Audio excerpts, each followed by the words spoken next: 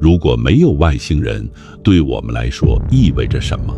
你可以点赞收藏，找个舒服的姿势睡觉。经过这几天美国的相关文件披露，你看到的那些 UFO， 那些神秘的光球、奇怪的飞行器、令人费解的目击事件，在经过严谨的调查后，绝大多数都可以找到合理解释。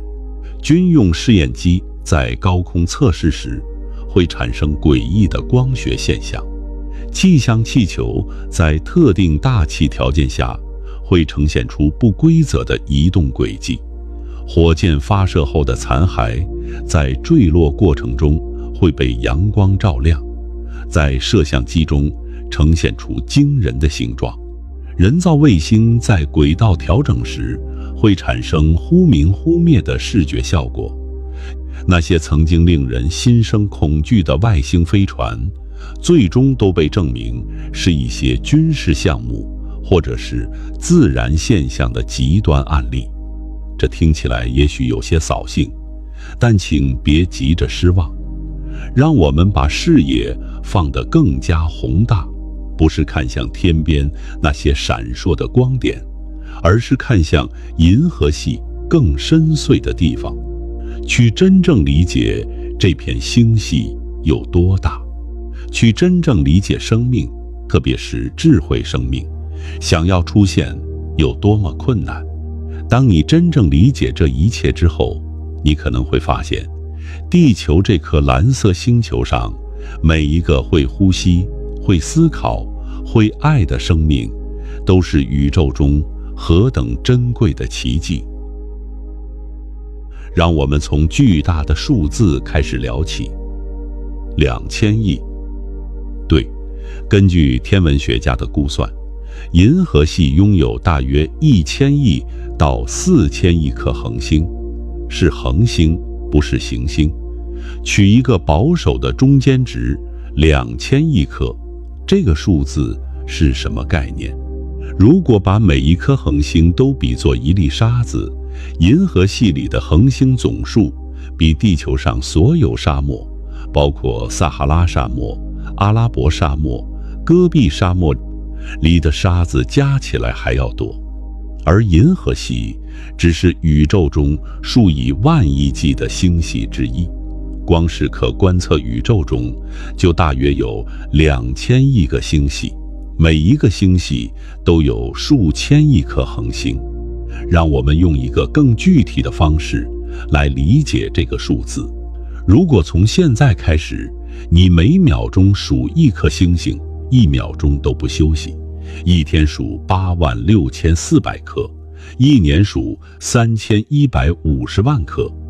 要数完银河系的2000亿颗恒星，你需要整整635年，而这还只是银河系的星星数量。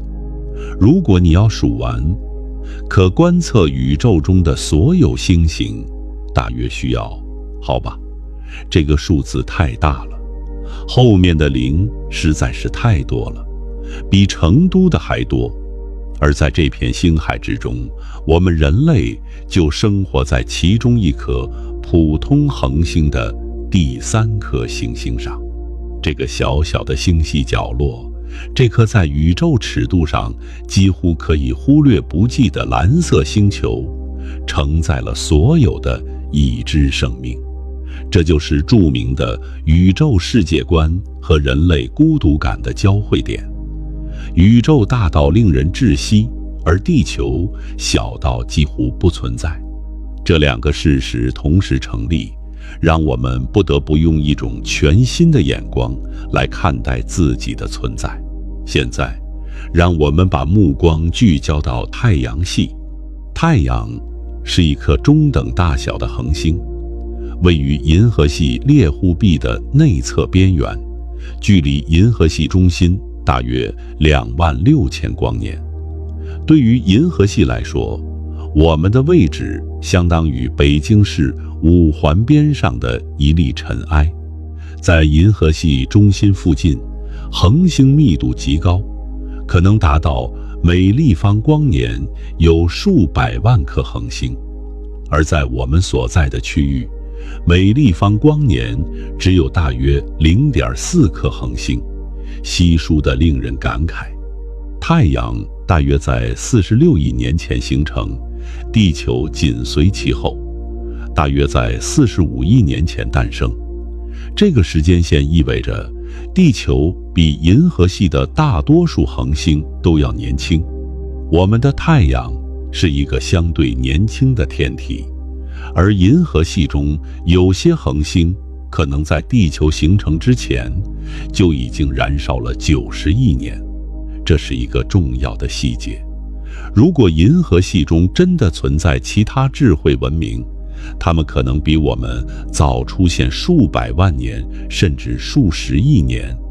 按照常理，它们应该有足够的时间建造出能够穿越星海的飞船，在银河系中四处殖民，把自己的印记留在每一个角落。然而，我们什么都看不到，这就引出了我们要讨论的核心问题——费米悖论。恩利克·费米，20世纪最伟大的物理学家之一，原子弹的设计者之一，量子力学的奠基人之一。在那个著名的午餐聚会上，他和同事们讨论着星际旅行的可能性。突然，他放下了叉子，问了一句看似简单的话：他们都在哪儿？这句话改变了人类对自身的认知。费米的意思是，如果宇宙中真的有那么多恒星，那么理应存在那么多可能拥有智慧生命的行星。而且考虑到宇宙的年龄，有些文明应该比我们早发展数十亿年，他们应该有足够的时间来殖民整个银河系。他们的探测器应该遍布每一个星系，他们的信号应该充满了每一条射电波段，他们的存在应该如同黑暗中的灯塔，清晰可见。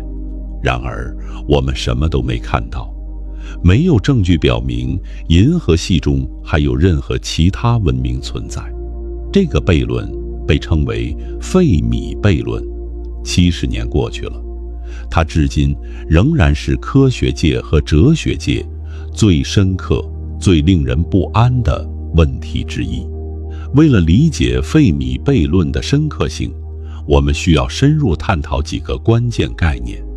首先，让我们聊聊银河系的年龄。银河系大约形成于130亿年前，而地球只有45亿岁。这意味着，在地球诞生之前，银河系已经有了大约85亿年的历史。在这段时间里，无数代恒星诞生、燃烧、死亡、超新星爆发，锻造出了构成行星和生命所需的元素。如果在这个宇宙中真的存在智慧文明，它们应该早在数十亿年前就出现了。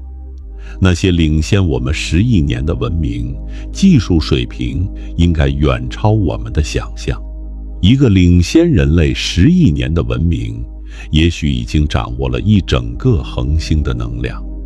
他们的探测器可能已经探索了每一颗恒星，他们的存在应该如同星系中的神明一般显而易见。但我们什么都看不到，目力所及只有寂静。那么外星人到底在哪里？科学家们绞尽脑汁，提出了各种各样的解释，每一派理论都从不同角度试图回答这个深刻的问题。第一种解释叫做稀有地球假说。这种假说的核心观点是，地球的条件远比我们想象的更加特殊。智慧生命的出现需要一系列极其罕见的条件同时满足，而这些条件在银河系的大多数地方都无法实现。让我们来看看，一个能够诞生智慧生命的星球需要满足哪些条件。第一，需要一颗稳定燃烧的恒星。这个条件看起来很简单，但事实上，恒星的质量必须恰到好处。如果质量太大，恒星的寿命会大大缩短，在行星上演化出复杂生命之前就已经燃尽。如果质量太小，恒星会发出过多的紫外线辐射，摧毁脆弱的分子结构，阻止生命的诞生。我们的太阳质量恰到好处，既能提供足够的能量，又能保持数十亿年的稳定燃烧。第二，需要一颗位于宜居带的岩石行星。宜居带是指距离恒星不远不近，液态水能够存在的区域。这个区域有多狭窄？以太阳系为例，水星太近，金星太热，地球刚好，而火星又太冷。地球的温度恰好让水能够以液态存在，仅仅偏离这个位置一点点，就可能导致水分的完全蒸发或完全冻结。第三，行星需要有合适的磁场。地球内部有一颗巨大的铁核，在自转中产生了强大的磁场，形成了一个看不见的保护罩，将致命的太阳风偏转到两极。如果没有这道磁场保护，大气层早就被太阳风剥离，地表暴露在致命的宇宙射线之下。火星曾经拥有液态水和厚厚的大气层，但因为失去了磁场，今天已经变成了一颗荒凉的红色星球。第四，行星需要有恰到好处的大气层，太厚，温室效应失控，地表温度飙升到数百摄氏度，如同金星那地狱般的表面；太薄，温室效应不足，全球温度骤降，水全部冻结。即便大气层厚度适中，氧气浓度也必须恰到好处。太高，早期生命燃烧了自己，引发大规模灭绝；太低，复杂生命无法获得足够的能量进行新陈代谢。第五，需要一颗巨大的卫星来稳定行星的自转轴。月球对地球的贡献远超大多数人的想象。月球的引力让地球的自转轴能够保持稳定，从而让季节变换温和可测。如果没有月球，地球的自转轴会在其他行星的引力作用下剧烈摆动，从完全不倾斜到剧烈倾斜，季节变化将剧烈到无法支持复杂的生命形式。第六，需要无数次恰到好处的基因突变和自然选择。进化本身就是一个充满偶然性的过程，每一个新的特征都需要数十甚至数百次恰到好处的基因变化。这些变化必须在自然选择中被保留下来，要从最简单的单细胞生物一步一步进化出复杂的多细胞生物，神经系统、大脑皮层需要的突变和适应多到几乎无法计数。任何一个环节的偏差都可能导致截然不同的演化路径。地球上所有的生命都共享着同一套遗传密码，这本身就是一个小概率事件的明证。第七，需要在进化出高级智慧之前，躲过无数次物种大灭绝。小行星撞击地球，超级火山喷发，全球冰川期，海洋氧气含量骤降，每一种灾难都可能将地球上数亿年积累的生命之树一扫而空。恐龙统治了地球 1.6 亿年，最终却在一颗小行星的撞击下全部灭绝。哺乳动物在恐龙的阴影下生存了数百万年，如果不是那颗小行星提前或推迟几百万年到来，恐龙可能继续演化，人类也许永远不会出现。这不是危言耸听，这是统计学意义上几乎必然的偶然。第八，需要在进化出智慧之后，能够使用火，发明工具，发展语言，建立文明。这每一步都是巨大的认知飞跃，需要特定的生理条件、社交环境和文化积累。人类的大脑容量在200万年间翻了3倍，这个过程本身就是一个令人费解的进化奇迹。每一步的实现概率单独看来也许都不算太低，但当所有这些概率相乘之后，结果就会小到令人绝望。也许在银河系数千亿颗行星中，只有极少数能够同时满足所有这些条件，而在这极少数中，又只有更少的一部分能够真正进化出智慧生命。第二种解释叫做大过滤器理论。这种理论认为，在生命从无到有，从简单到复杂的漫长道路上，有一道极其困难的关卡。生命本身已经极其罕见，而智慧生命的出现更是难上加难。整个银河系中，也许只有极少数，甚至只有一个文明成功跨越了这道关卡。让我们更仔细地审视一下，复杂生命出现需要克服哪些障碍。大约40亿年前，地球上出现了最早的生命迹象，简单的单细胞生物在原始海洋中漂浮。这些最早的居民是一些能够在极端环境下生存的微生物，蓝藻、细菌、古菌，在今天的地球上仍然无处不在。它们见证了地球的前30亿年。然而，在这30多亿年里，生命的形式一直停留在简单原始的状态，没有任何显著的复杂性增加。这30多亿年的停滞本身就是一个令人震惊的事实。生命很容易出现，但复杂生命的出现却需要一系列极其特殊条件的叠加。有研究表明，从单细胞到多细胞的关键跳跃需要满足数十个条件。细胞之间需要发展出信号传递机制，需要形成特定的组织结构，需要进化出细胞分化和专门化功能，而这些变化都必须在一个适宜的环境中完成。温度、pH 值、养分、浓度，任何一个参数的变化都可能导致演化路径的彻底改变。也许在银河系的大部分行星上，生命永远停留在微生物阶段，永远不会出现任何复杂的形态。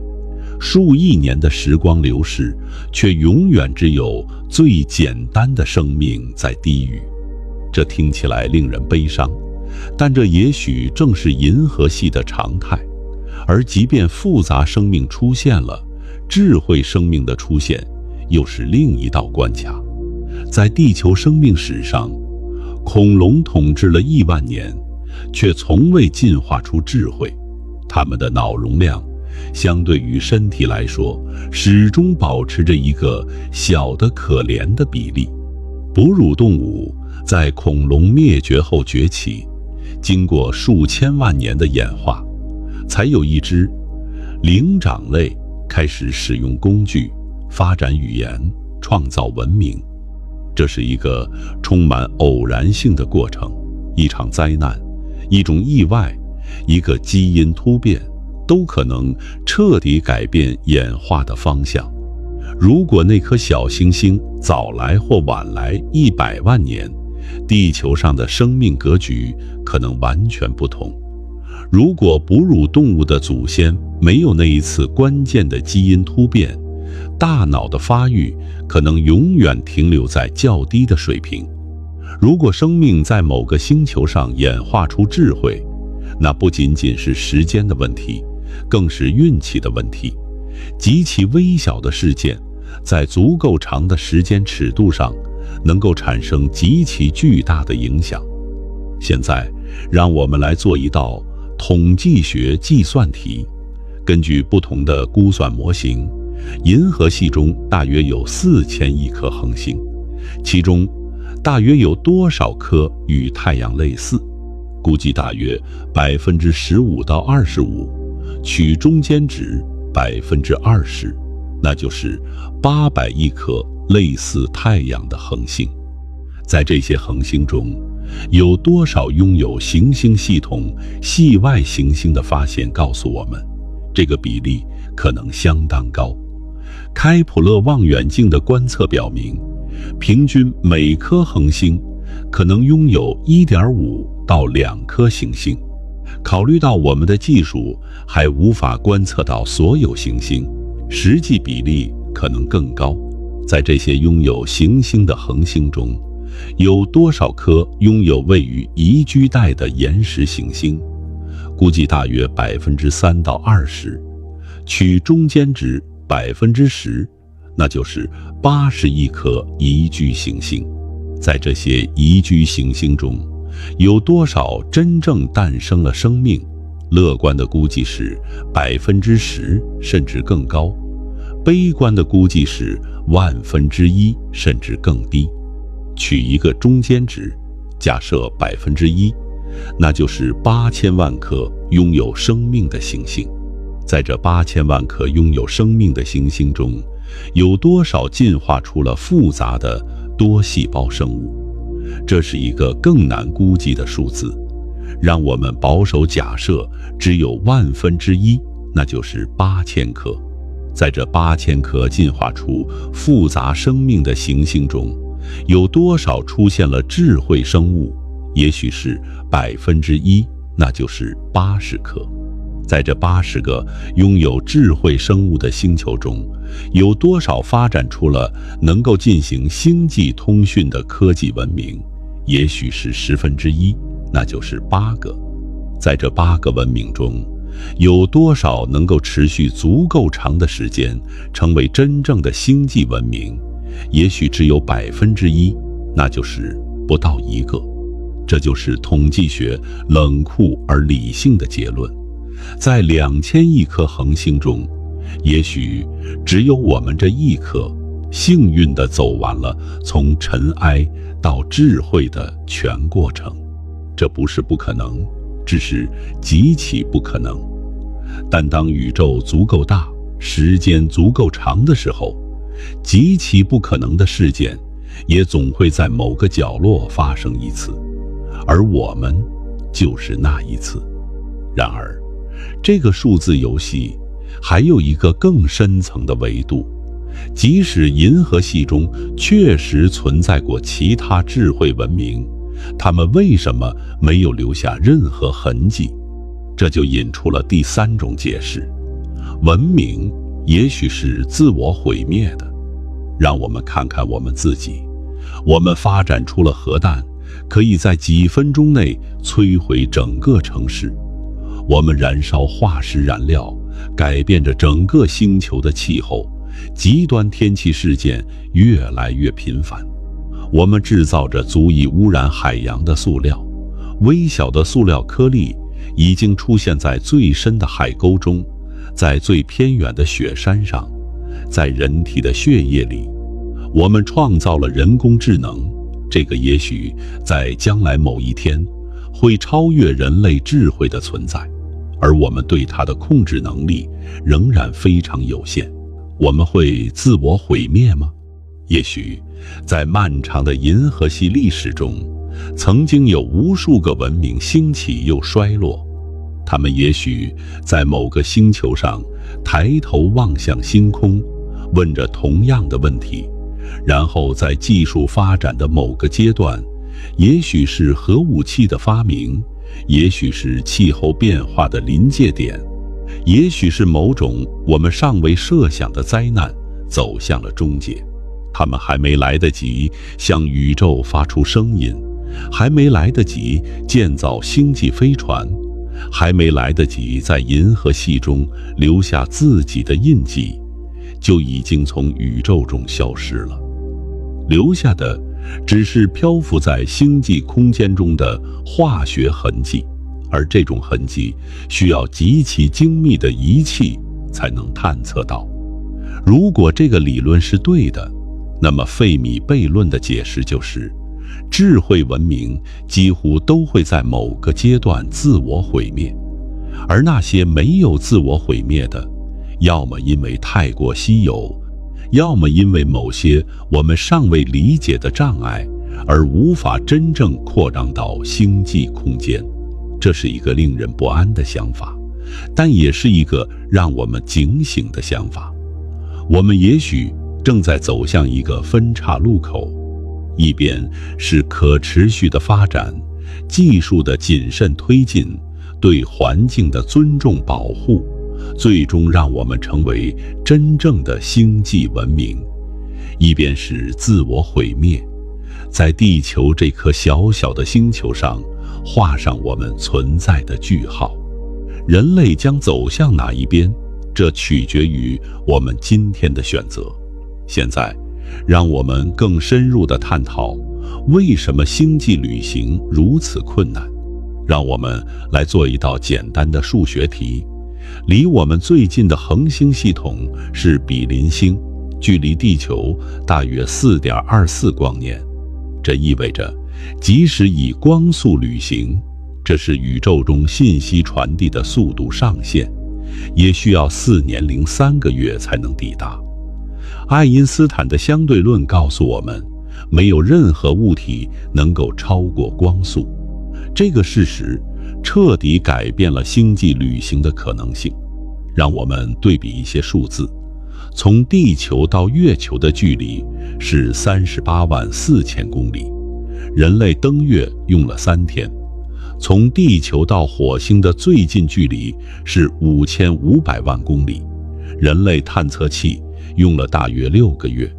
而从地球到比邻星的距离是地月距离的1亿倍，是地火距离的1万倍。这还只是最近的恒星。如果外星文明想要跨越整个银河系，动辄数万光年的距离，时间跨度将延伸到数十万年，甚至数百万年。对于一个生命短暂如浮游的物种来说，这是无法想象的距离。人类的最长寿命不过100多年，而一次跨越星际空间的旅行可能需要数百代人才能完成。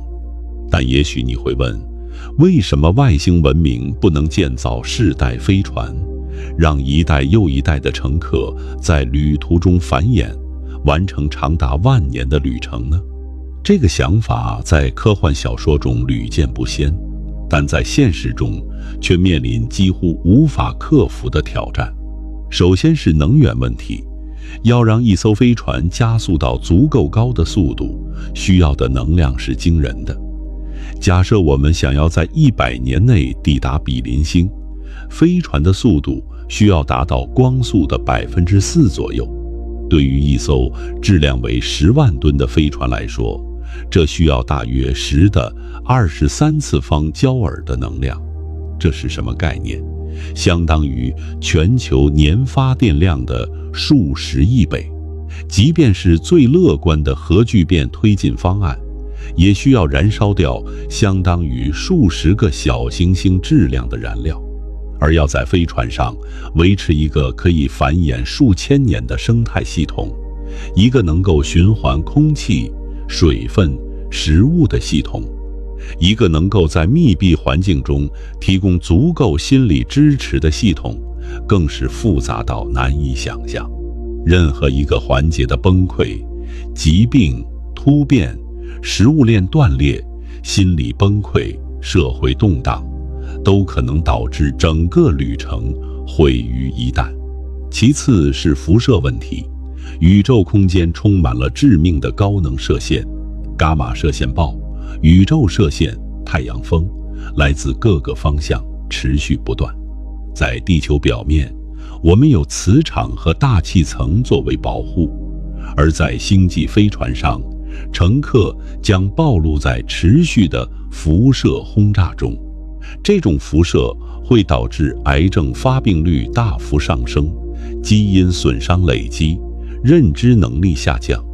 历史上的核辐射事故已经向我们展示了辐射的可怕后果，而星际旅行中的辐射水平将比地球上最严重的核事故还要高出数万倍。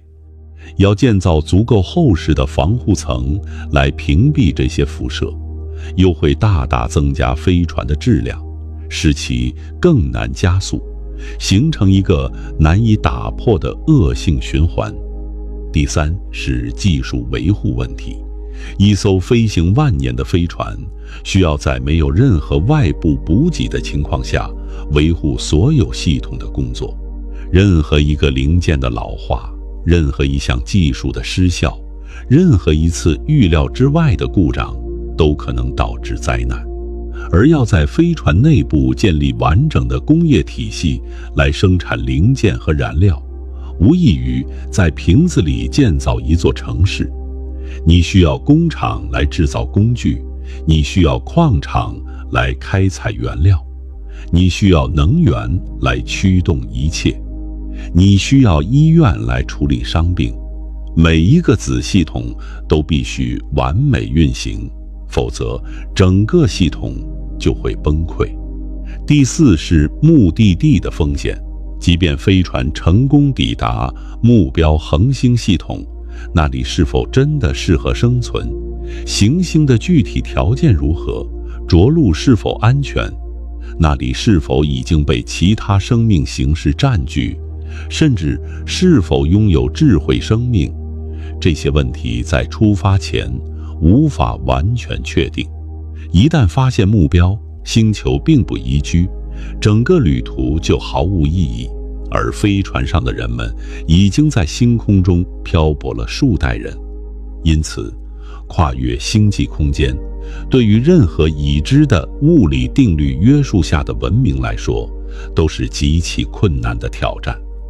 我们也许永远无法真正做到这一点，但让我们再深入一层，即使外星文明能够解决所有这些技术难题，还有更深层的问题在等待着他们。时间让我们想象一个领先人类1000年的文明，他们的技术已经足够先进，能够建造世代飞船，能够携带足够的物资，能够抵御星际辐射，能够在漫长的旅途中维持社会的运转。他们决定向银河系中最近的恒星系统派出殖民者，飞船出发了。但即使以接近光速的速度飞行，到达目的地也需要数年时间。对于飞船上的殖民者来说，这只是几年，但对于地球上的人来说，他们需要等待数十年，甚至数百年，才能收到飞船安全抵达的消息。而如果他们想要殖民整个银河系，以银河系的规模，从一端到另一端的距离大约是10万光年。即使以光速旅行，从一端旅行到另一端也需要10万年。而在这个过程中，每到达一个新的星系，殖民者都需要时间建立新的家园，繁衍后代，积累资源，然后才能派出下一艘飞船。这意味着，一个想要殖民整个银河系的文明，需要的时间不是几百年，而是几十万甚至几百万年。这个时间跨度已经接近某些物种的自然演化周期，而且这还假设他们能够找到足够的宜居星球，假设他们的技术能够代代相传，假设他们的社会结构能够在漫长的星际殖民过程中保持稳定。实际上，这些假设每一个都充满了不确定性。银河系中真正适合复杂生命生存的星球，可能比大多数人的估计要少得多。技术可能在传承中丢失，文明可能在挫折中崩溃，社会可能在漫长的岁月中失去前进的动力。这就是为什么，即使银河系中曾经存在过许多文明，他们也很少有人能够真正成为星际文明。即使他们偶尔派出飞船探索邻近的星系，也很难在整个银河系的尺度上产生可观测的影响。而我们恰好就是那个也许成功了一次的幸运儿。现在让我们回到那个最初的问题，你看到的 UFO 是真的吗？答案是，大多数情况下是的，它们是真实的，只是不是外星飞船。那些划过夜空的亮点，可能是国际空间站上的宇航员，在400公里高的轨道上绕着地球旋转，每90分钟就经历一次日出日落。当国际空间站的太阳能电池板反射阳光时，在地面上的人们看来，它就是一个明亮的光点，快速地划过天空，有时候还会忽明忽灭。那些拖着长长尾巴的流星，可能是一颗小小的宇宙尘埃，在穿过大气层时，因摩擦而燃烧殆尽，留下一瞬间的灿烂。这种流星每小时都会发生好几颗，只是在灯火通明的城市里，很少有人注意到。那些忽明忽暗的光点，可能是一颗遥远的一星，人类发射的人造卫星。在某些时刻，当卫星的金属外壳将阳光反射到地面时，会产生一道短暂而明亮的光芒，然后迅速消失。这种现象叫做一闪，在特定的地点和时刻，甚至可以用肉眼看到。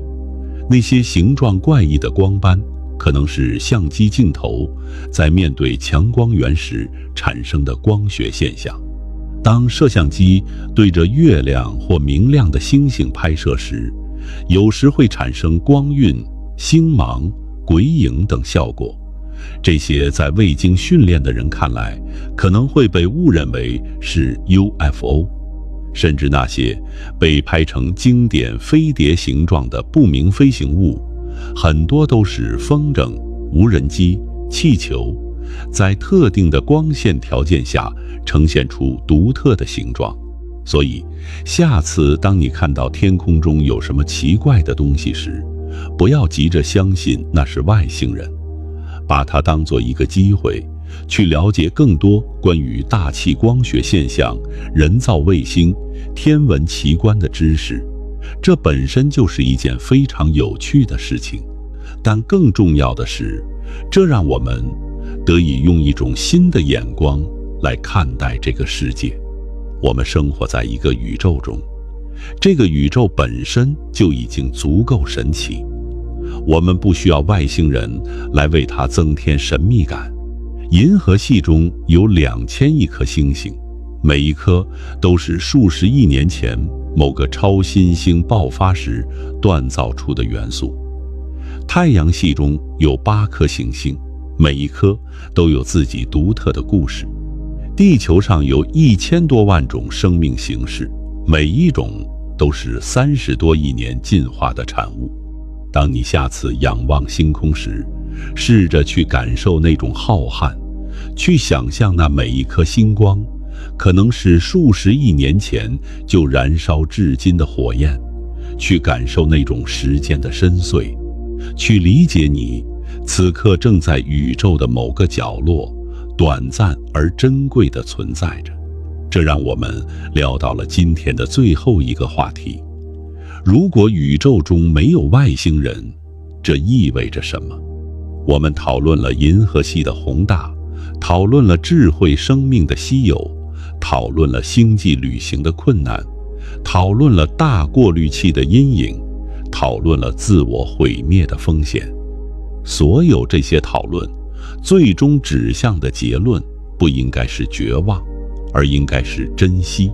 想想看，你此刻正躺在这个宇宙中最珍贵的角落，你的身体由大约37万亿个细胞组成，每一个细胞都包含着完整的遗传信息，指导着你的一切生理活动。